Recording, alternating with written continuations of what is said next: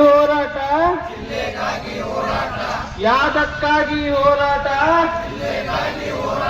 ಚಿಕ್ಕೋಡಿ ಜಿಲ್ಲೆ, ಚಿಕ್ಕೋಡಿ ಜಿಲ್ಲೆ, ಚಿಕ್ಕೋಡಿ ಜಿಲ್ಲೆ, ಚಿಕ್ಕೋಡಿ ಜಿಲ್ಲೆ ಮಾಡದ ಸರ್ಕಾರಕ್ಕೆ, ಚಿಕ್ಕೋಡಿ ಜಿಲ್ಲೆ ಮಾಡದ ಸರ್ಕಾರಕ್ಕೆ, ಚಿಕ್ಕೋಡಿ ಜಿಲ್ಲೆ, ಚಿಕ್ಕೋಡಿ ಜಿಲ್ಲೆ, ಯಾದಕ್ಕಾಗಿ ಹೋರಾಟ, ಯಾದಕ್ಕಾಗಿ ಹೋರಾಟ, ಯಾದಕ್ಕಾಗಿ ಹೋರಾಟ, ಚಿಕ್ಕೋಡಿ ಜಿಲ್ಲೆ. ಎಲ್ಲ ನಮ್ಮ ಹೋರಾಟಗಾರ ಬಂಧುಗಳಿಗೆ ಈ ವೇದಿಕೆ ಮುಖಾಂತರ ಎಲ್ಲರಿಗೂ ಎರಡು ಶರಣಾರ್ಥಿಗಳು. ಈಗ 25-30 ವರ್ಷದಿಂದ ಹೋರಾಟ ನಡೆದಂತೂ ಎಲ್ಲರಿಗೂ ಗೊತ್ತೈತಿ. ವರ್ಷ ಆಧಾರದಲ್ಲಿ ಹೋರಾಟ ಮಾಡೋದು, ಆಶ್ವಾಸನೆ ತಗೋದು, ಹೋರಾಟ ಮಾಡೋದು, ಆಶ್ವಾಸನೆ ತಗೋದು, ಹೋರಾಟ ಮಾಡೋದು, ಆಶ್ವಾಸನೆ ತಗೋದು ನಮ್ಮ ಸಾಕಾಗಿ ಹೋಗಿಕ್ಕೆ ಸರ್ಕಾರದವರು ತಾವು ಹೆಂಗೆ ನಮಗೆ ಹೇಳಿದರು ಚುನಾವಣೆ ಪೂರ್ವದೊಳಗೆ ನಮ್ಮ ಸರ್ಕಾರ ಬಂದ್ರೆ ಚಿಕ್ಕೋಡಿ ಜಿಲ್ಲಾ ಮಾಡ್ತೀವಿ ಅಂತ ಹೇಳಿದಿರಿ. ಆ ಪ್ರಕಾರ ಚಿಕ್ಕೋಡಿ ಜಿಲ್ಲಾ ಮಾಡಲೇಬೇಕು. ಮತ್ತೊಂದು ವಿಷಯ ಅಂತಂದ್ರೆ ಕೆಲವ್ರನ್ನ ಪ್ರಶ್ನೆ ಮಾಡಿದ್ರು, ಗಣೇಶ ಹುಕ್ಕೇರಿ ಸಾಹೇಬ್ರಿಗೆ ಯಾಕೆ ಒತ್ತಡ ಹೇಳ್ತೀರಿ ಅಂತ ಪ್ರಶ್ನೆ ಮಾಡಿದ್ರು. ನೋಡ್ರಿ, ನೀವು ನಮ್ಮ ಹೆಮ್ಮೆ ಶಾಸಕ, ಮತ್ತ ನಿಮ್ಮ ಬಗ್ಗೆ ನಮ್ಮ ಪ್ರೀತಿ ಐತಿ. ಪ್ರೀತಿ ಇದ್ದ ಕಾರಣ ಒಂದು ಮಗು ಅರ್ಜಿತ್ತಂದ್ರೆ ಯಾರು ಪ್ರೀತಿ ಮಾಡ್ತಾರೋ ಅವ್ರ ಕಡೆನೇ ಹುಟ್ಟಿದ್ದು ಮಗು. ಹಂಗ ನಾವೆಲ್ಲ ಜಿಲ್ಲಾ ಹೋರಾಟ ಸಮಿತಿ ಸಂಜು ಬಡಿಗೆರಾಗಲಿ, ನಾವಾಗಲಿ, ನಮ್ಮೆಲ್ಲ ಅನುಭವಿಸರಾಗಲಿ, ನಮ್ದೆಲ್ಲ ನಿಮ್ದ ಪ್ರೀತಿ ಐತಿ. ನಾವು ನಮ್ಮ ಹಕ್ಕು ಚಲಾವಣೆ ಮಾಡೋದು ನಮ್ಗೆ ಅಧಿಕಾರ ಐತಿ. ನಿಮ್ಮನ್ನು ಕಾಡೋದು ಬಿಡೋದು ನಮ್ಗೆ ಅಧಿಕಾರ ಐತಿ. ಅದಕ್ಕೆ ನೀವು ಸೌಮ್ಯ ಸ್ವಭಾವದವರು, ಸೌಮ್ಯ ಸ್ವಭಾವದಿಂದ ವಿಧಾನಸಭಾದಾಗ ಚಿಕ್ಕೋಡಿ ಜಿಲ್ಲಾ ಪೀಡಿದ್ರೆ ಅವರೇನು ಬಹುತೇಕ ಕೇರ್ ಮಾಡಲಿಕ್ಕಿಲ್ಲ. ನೀವು ನಮ್ಮ ರಾಯಬಾಗ್ ಶಾಸಕರಾದಂಥ 50 ಸಾಹೇಬ್ರಿಗೆ ಮತ್ತು ರಾಮನಗರ ಜಿಲ್ಲೆ ಮಾಡಿದಂಥ ಶಾಸಕರ ಹಾಗೆ ಪ್ರಾದೇಶಿಕ ಸಮತೋಲನವನ್ನ ಸರಿಪಡಿಸುವ ಸಲುವಾಗಿ ಚಿಕ್ಕೋಡಿಯ ಹೋರಾಟದ ಸಮಿತಿಗೆ ನಮ್ಮೆಲ್ಲರ ಬೆಂಬಲ ಬೆಂಬಲ ಬೆಂಬಲ ಆಗಲಂತ ಸತತವಾಗಿ 7 ದಿವಸಗಳನ್ನು ನಮಗೆ ಇಲ್ಲಿ ಸತ್ಯಾಗ್ರಹ ನಡೆಸಿದಂಥ ಹುಕ್ಕೇರಿ ಸರ್ ಅವರೇ, ನಮ್ಮ ರಬಾವಳಿ ಸರ್ ಅವರೇ, ಅದೇ ರೀತಿ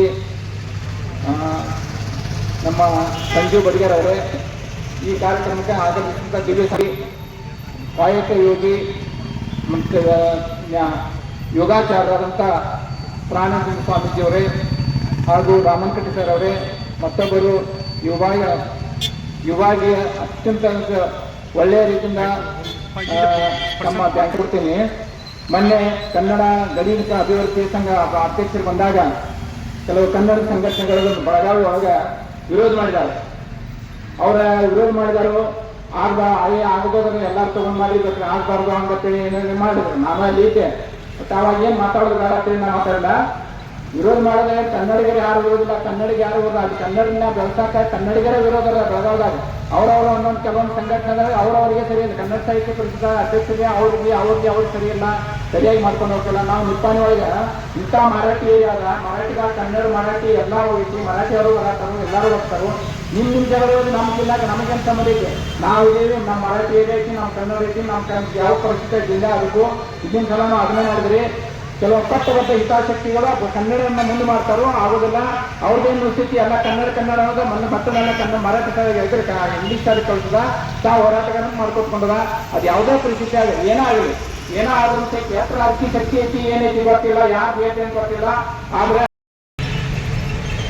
ಪ್ರತ್ಯೇಕ ಚಿಕ್ಕೋಡಿ ಜಿಲ್ಲೆಗಾಗಿ ಈ ಒಂದು ಬೆಳಗಾವಿಯ ಚಳಿಗಾಲ ಅಧಿವೇಶನದಲ್ಲಿ ನಡೀತಕ್ಕಂಥ ಒಂದು ಅಧಿವೇಶನದ ಪ್ರಯುಕ್ತವಾಗಿ ಈ 7ನೇ ದಿವಸದ ಪ್ರತ್ಯೇಕ ಚಿಕ್ಕೋಡಿ ಜಿಲ್ಲೆಗೆ ಹಾಗೆ ಇವತ್ತು ನಿಪ್ಪಾಣಿಯಿಂದ ಪರಮಪೂಜ್ಯ ಶ್ರೀ ಪ್ರಾಣಾನಂದ ಮಹಾಸ್ವಾಮೀಜಿಯವರು, ಶ್ರೀ ವಿರೂಪಾಕ್ಷ ಸಮಾಧಿ ಮಠ ನಿಪ್ಪಾಣಿ ಈ ಪೂಜ್ಯರು ಈ 7ನೇ ದಿನದ ಒಂದು ಹೋರಾಟಕ್ಕೆ ಬೆಂಬಲವನ್ನು ಕೊಡಲಿಕ್ಕೆ ಶ್ರೀಮಠದ ಅಪಾರ ಭಕ್ತರೊಂದಿಗೆ ಈ ಒಂದು ವೇದಿಕೆಗೆ ಬಂದಿದ್ದಾರೆ.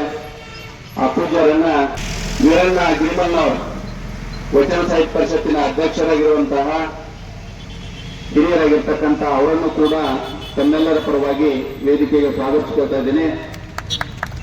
ಅಧ್ಯಕ್ಷರು, ಯಾವುದೇ ಕಾರಣಕ್ಕೂ ಚಿಕ್ಕೋಡಿ ಜಿಲ್ಲೆಯನ್ನು ಇಲ್ಲಿವರೆಗೆ ಘೋಷಣೆ ಮಾಡದೇ ಇರ್ತಕ್ಕಂಥದ್ದು ನಮ್ಮೆಲ್ಲರ ಚಿಕ್ಕೋಡಿ ಭಾಗದ ದುರ್ದೈವದ ಸಂಗತಿ ಅಂತಕ್ಕಂಥ ಮಾತನ್ನ ಹೇಳಬೇಕಾಗ್ತಾ ಇದೆ.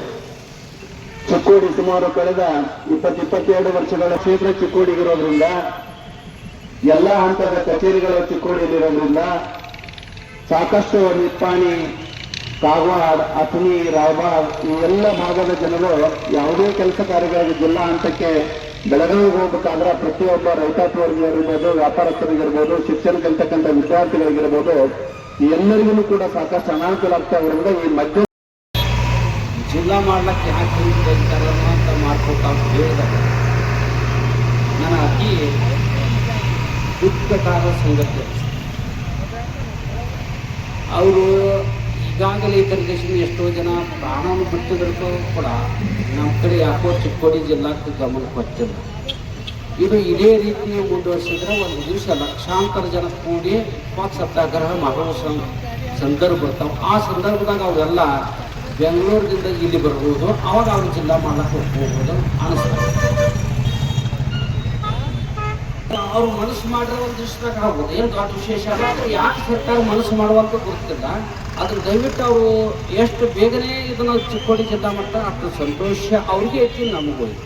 ಆದರೆ ಹೋರಾಟ ಇದಕ್ಕೆ ಅವಕಾಶ ಮಾಡಿಕೊಂಡಿದ್ದು ಮತ್ತು ದೊಡ್ಡ ಹೋರಾಟ ಇಲ್ಲಿ ಚಿಕ್ಕೋಡಿ ಆಗ 30 ವರ್ಷ ಕೆಲವು ಒಂದು ಅಂಜಿಕೆ ಇರ್ಬೋದು. ನಮ್ಮ ಬೆಳಗಾವಿ ಜಿಲ್ಲಾದಾಗ ಚಿಕ್ಕೋಡಿ ಜಿಲ್ಲಾವನ್ನು ಮಾಡಿದ್ರೆ ನಮಗೇನು ಅಡಚಣೆ ಬರ್ಬೋದು ಅಂತ ಹೇಳಿ ರಾಜಕಾರಣಿಗಳು ಇದ್ರ ಬಗ್ಗೆ ಚಿಂತನೆ ನಡೆಸಿರ್ಬೇಕು. ಅದನ್ನೆಲ್ಲವೂ ತಲೆ ತೆಗೆದು ಈ ಬೆಳಗಾವಿ ಜಿಲ್ಲಾ ಜೊತೆ ಇದು ಒಂದು ನಮ್ಮ ಚಿಕ್ಕೋಡಿ ಜಿಲ್ಲಾ ಆಗ್ಬೇಕಂತ ಹೇಳಿ ಅವು ಮನಸ್ಸು ಮಾಡು.